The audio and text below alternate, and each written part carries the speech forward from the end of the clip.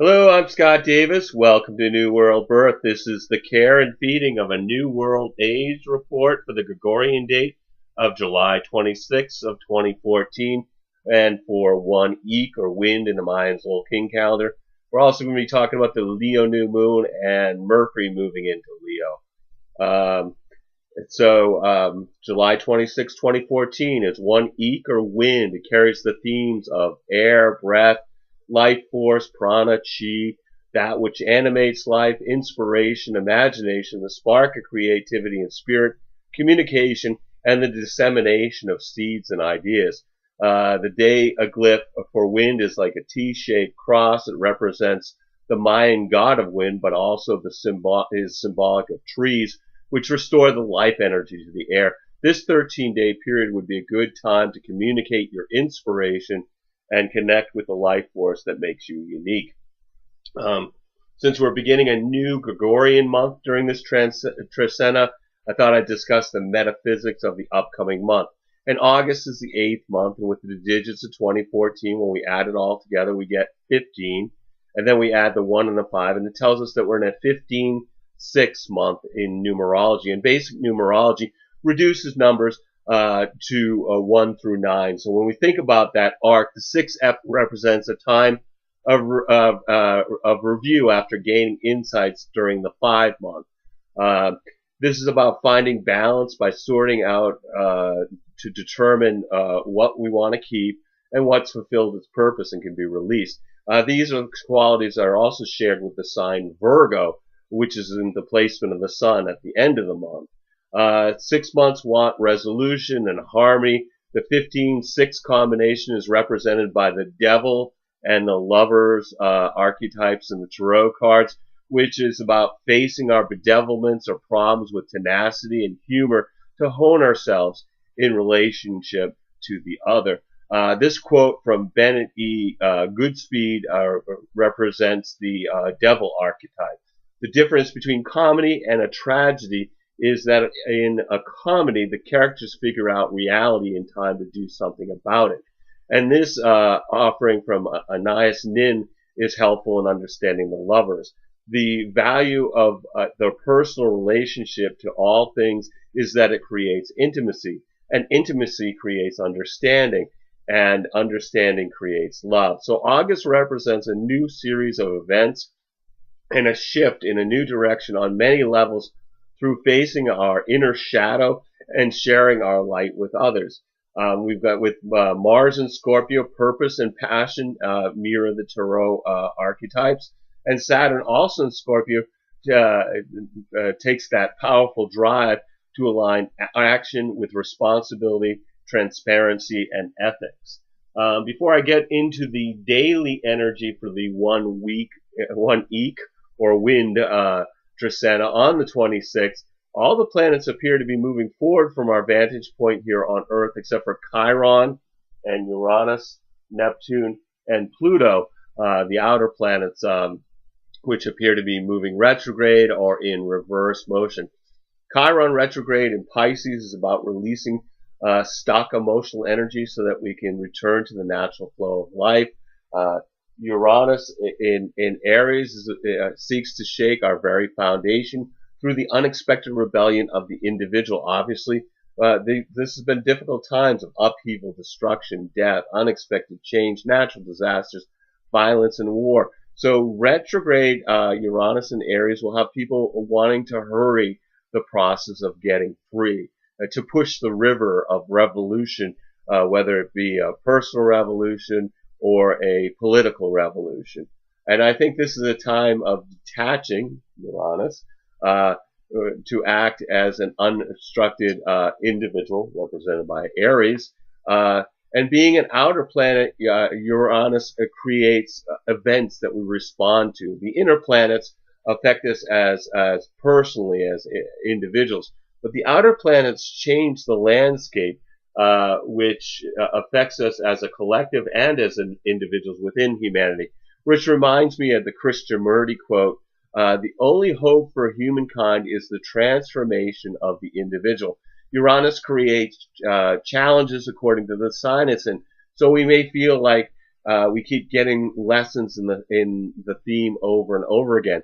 And Uranus is the modern ruling planet of Aquarius, which means fairness is one of the topics. And often these events seem unfairly set against us. And then we've got Neptune in its own sign of Pisces, seeking transcendence through spiritual experiences. This will be a time to use spiritual practices to keep us grounded as we expand our intuition and consciousness. This will be important energy to nurture because we're still in the middle of this 4 years of challenging Uranus-Pluto squares, which have been affecting us as a collective and as individuals. And then Pluto represents death and completion in Capricorn. It's about the breakdown of structures to bring about transformation. And Pluto in Capricorn is determined in exposing the darkness and destroying the old order so that we can rise up like the phoenix from the ashes and soar again. Capricorn is about large structures, including banks, governments, corporations, and religions. So this is a time for a cosmic course correction for the entire planet. So let's look at the daily vibrational energy for the Trecena. July 26, 2014, 1 Eek or wind, unity experience through communication in the Wind Tzolkin calendar. And we've got the Leo new moon. And new moons are times of new beginnings. And in Leo, it's about shifting and changing our creativity and having the urge to roar. This brings a surge of new creativity through making different choices, exploring new options, investigating unrealized desires. This new moon is about exploring the edge because the familiar is no longer the preferred. New moons are times of new beginnings, and in Leo, it's about power, exuberance, creativity, enthusiasm, and drama, which are all ruled by the sun. New moons bring an opportunity to set a intention for manifestation on the following full moon. So you want to look at your astrology chart for the house that contains 3 degrees, 52 minutes of Leo to consider what area of your life is being activated by the new moon. For me, this is my second house of money, income, financial prospects, and possessions. So I'd set an intention related to using that energy to increase abundance. And with Jupiter newly in Leo for the next year, these themes are going to get a little extra boost, whatever that the theme is of the house that contains the early degrees of Leo for you. The moon is challenged by Mars as it merges with Jupiter and the sun. The moon square Mars could have people feeling irritable and could lead to needless disputes, but that's somewhat balanced by the lunation's conjunction to Jupiter, which brings good feelings and generosity towards others. This new moon is following 2 days after the Jupiter the Sun conjunction. May present opportunities to move through another important shift that leads to in a new direction. On the world stage, Leo is about creativity, but also about children and Jupiter's expansion. So here in the United States, there's an increase in children streaming into the country from other countries, and which has become a very hot topic. And then Mars in Scorpio is hard. It brings a real harsh aspect to the lunation. So it brings aggressive conflict into the themes of this new moon. And when I think about it, you know, the messages I'm seeing on the world stage are about children, whether they're children coming here from into the United States, from Guatemala or Nicaragua or you know, these Central American countries, or the news of children in Israel or Palestine or the Ukraine or Russia.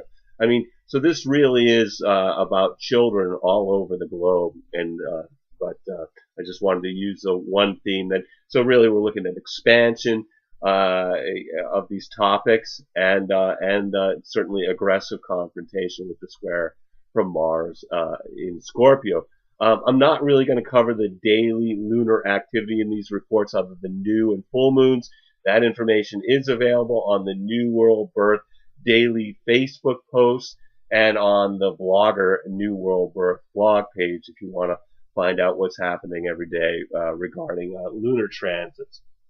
The 27th is 2 Akbal or night duality experienced through contemplating the stars in the Mayan Tzolkin calendar. July 28th is 3 Khan, or seed, or lizard. It's about taking action through planting seeds and making new connections. While we have Venus here being opposed by Pluto. So from our perspective here on the Earth, this is a 180-degree angle between Venus and Pluto. This really intensifies relationships. Whenever Venus dances with Pluto, it's not uncommon to hear from past lovers or pine for someone from your past. Usually, it's best just to leave old partners where they are.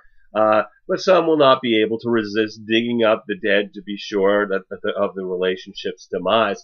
Overall, this intensifies experiences in our love lives.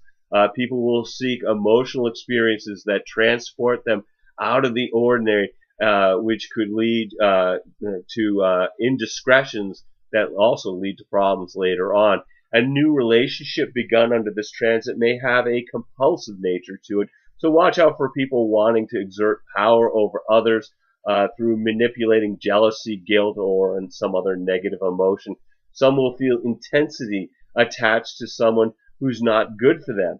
Relationships may struggle due to hidden resentments and tensions rising to the surface.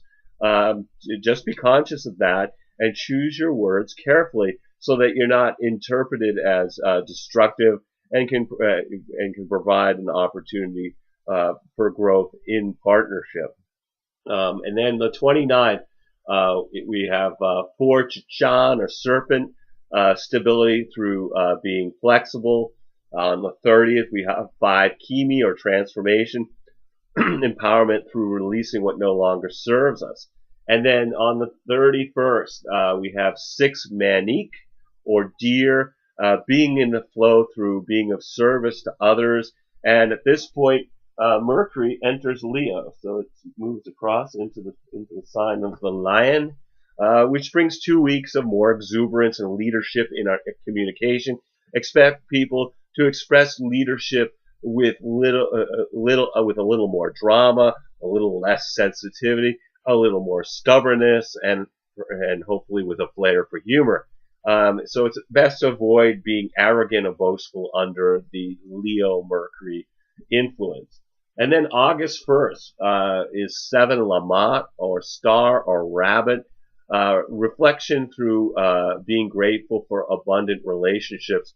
And we have the planet of relationships. Venus is making a square to Uranus, and it's also making a trine to Saturn.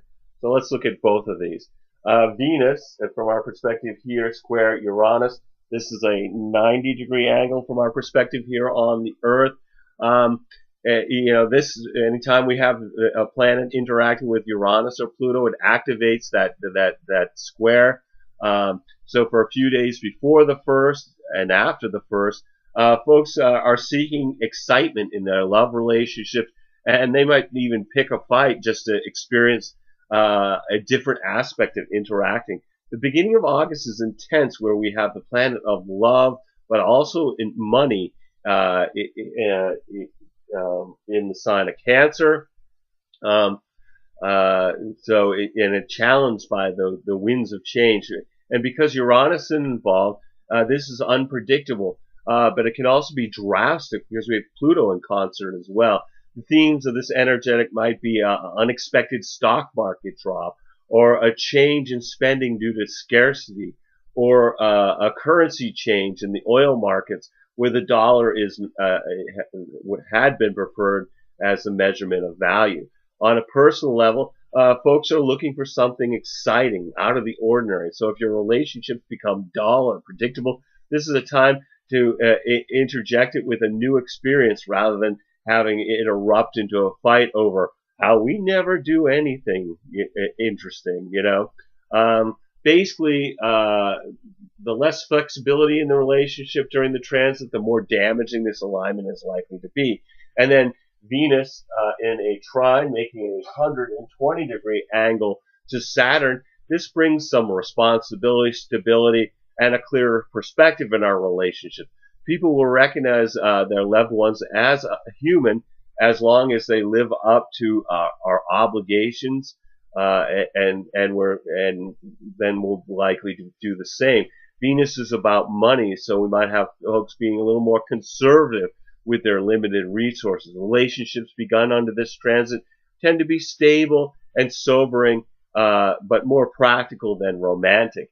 And then along with this, we've got Venus in a trine making a 120-degree angle to Chiron. So we actually have which is down here in Pisces. So we have actually a grand trine between Chiron, Venus, and Saturn. Venus trine Chiron will help heal old wounds that we've become aware of from our interactions between the planet of love and money interacting with Uranus and Saturn. Also on the 1st, Mars here is in a square to Jupiter. So from our perspective here on the Earth, again, a square is a 90-degree angle. This brings energy for successful activities and furthering new projects, with a caution against being reckless during the surge of unbridled desire. Folks are going to be tempted to shoot first and ask questions later, acting quickly without considering all the factors. Unjustified optimism that our efforts today will turn to gold may unbalance our judgment. Through planning and forethought, we may find success, but it will not come about based solely on luck. This transit is future-oriented because of Jupiter, and it's good for furthering new projects. Just avoid overextending yourself or your resources. There's also a fondness for taking risks and pushing beyond the normal limitations of energy. Impulsivity now will be paid for in the future, which will be less than pleasant. It also may result in accidents at this time. With Mars newly in Scorpio and Jupiter newly in Leo, and they're both at 3 degrees and change, we're likely to feel the drive to take action on new events, pushing us to become involved in something that we didn't plan for, that brings passion and purpose in our lives.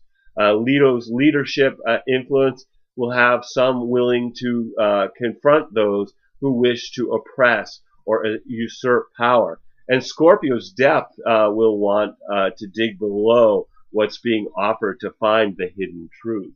And then on the 2nd, we have 8 Muluk, or offering, balance through appreciating creation. With Mercury at this point conjunct Jupiter, so from our perspective here on Earth, Mercury and Jupiter are at the same degree of Leo. And also on that day, Mercury is in a square to Mars. So this is a 90-degree angle. So let's look at Mercury conjunct Jupiter. Has us looking at looking at the larger issues in life. It helps us comprehend by seeing the bigger picture and incorporating new information. It also brings more tolerance of our viewpoints of others. It's a time of evaluating our hopes and dreams along with the overall overall plans for the future.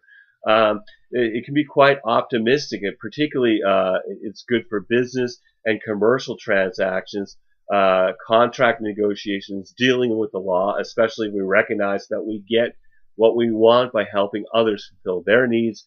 We're likely to feel our communications are expansive, not only in quantity, but also in the scope of topics. Leo's influence brings courage, bravery, and perhaps throwing caution to the wind and jumping both feet forward into some new endeavor or relationship. Now, it would be good to avoid being overconfident, as this may be a time where people overlook important details under the influence of Jupiter.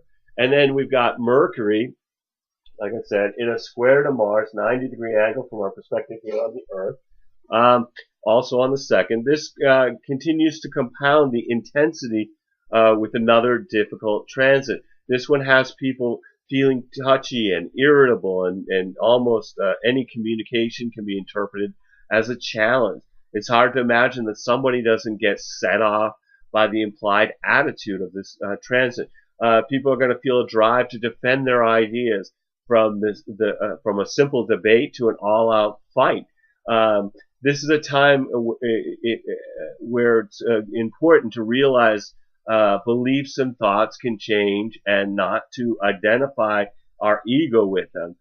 This is yet another transit that indicates the potential to get involved in accidents, and this is particularly likely for someone who's trying to suppress their anger. And then on the third, we have 9 Ak, or dog. This is about patience experience through enjoying family and friends. On the fourth, we have 10 Shuin, or monkey, manifestation through creating something new. August 5th is 11 Eb, or road, resolution through serving the community. Again, these are all day signs in the Mayan Tzolkin calendar. And then on the 6th, we have 12 Ben, or reed, or corn. This is about understanding through maintaining the home. And we've got Saturn in the trine to Chiron, favoring healing of any limitations in our lives through acceptance. And Saturn supporting Chiron means that healing occurs through work and discipline with a solid foundation for releasing old wounds. And then on the 7th, we have 13 Ish, or jaguar, movement to the next stage through enjoying nature, with Mars trine Neptune, which is good for using our energy in activities that benefit others rather than helping ourselves. So again, we've got Mars here, we've got Neptune here. This is a 120-degree angle as a trine. This can also inspire us to seek spiritual knowledge about how we relate to others or how we relate to the universe. Neptune balances the usual high physical energy that we have with any Mars transit, and it may actually leave us feeling like doing very little. This makes us more conscious of the needs and wants of others. It's a good time to look at our lives and the world more objectively, without judgment, due to Neptune's softening Mars' desire with detachment. Folks are more likely to do charitable work with the poor or disadvantaged people, with a caution against seeing yourself as a savior for those who are worse off. So no matter what these energies are that are affecting you during the one wind trecena, just take some time to be in the flow of the planet by being in nature. Watch a sunrise or a sunset, commune with the stars, being really conscious of the moment through introspection or meditation, or just being conscious of being with somebody you love. Every single day we have is a blessing, no matter what the dramas are that beckon to distract us. We're all just here given the performance of our lifetime on the world stage. Just take some time out to observe your play as well as act your part by remembering you're a spiritual being that's having a human experience. I want to thank you for checking out New World Birth. The next segment of Care and Feeding of a New World Age will be on August 8th of 2014 for one man or eagle. We'll also be talking about the Aquarius full moon, Venus moving into Leo, and Mercury moving into Virgo. You can check us out on Facebook, YouTube, or the Mayan Magics website. And I encourage you to share this information, as videos or as text, as widely as you choose. I will be discussing the metaphysics of August 2014 and providing some short human design readings to the participants of the Earth Needs Rebels show on Truth Frequency Radio on Friday, August 1st. The show starts at 1 o'clock p.m. Eastern Daylight Time. I come on at 1:30. It runs until 3 p.m. Eastern Daylight Time. You can come on the show either by getting into the chat space for Earth Needs Rebels on truthfrequencyradio.com, or you can personal message Katie with your phone number. They will call you for free anywhere on the planet if you want to come on the show live. As always, I invite you to contact me at newworldbirth@yahoo.com if you have any questions or wish to schedule a reading. And I am providing readings, and would like to make this service available to the greatest amount of folks. So I've created 3 options with 3 levels of compensation. And these readings are really designed to provide information to help you navigate these difficult times. You'll So if you've been thinking about getting a reading, please contact me. I would love to provide you a reading during these uncertain times. You're going to need to either be able to call me in Maine in the USA, or we can connect with Skype to receive your reading. We're also accepting donations to keep these reports freely available. But in my opinion, the best way to make a donation is get a reading. You're going to get something really of value. These readings are epic. They start at usually around 2 hours, and some of them last quite a bit longer than that. Uh, and your contribution helps us keep New World Birth going, and these reports out there. So as always, I'm blessed that you've taken the time out to connect with my passion for these ancient mysteries and their application to our journey during this incarnation. The light in me honors the light in you. Namaste, in Lakesh, and I look forward to connecting with you on the radio show or in a video or a reading. Yeah, if you're inspired to get a reading, please contact me. I'd love to connect with you there as well. Anyway, thanks for everything, and have a great one.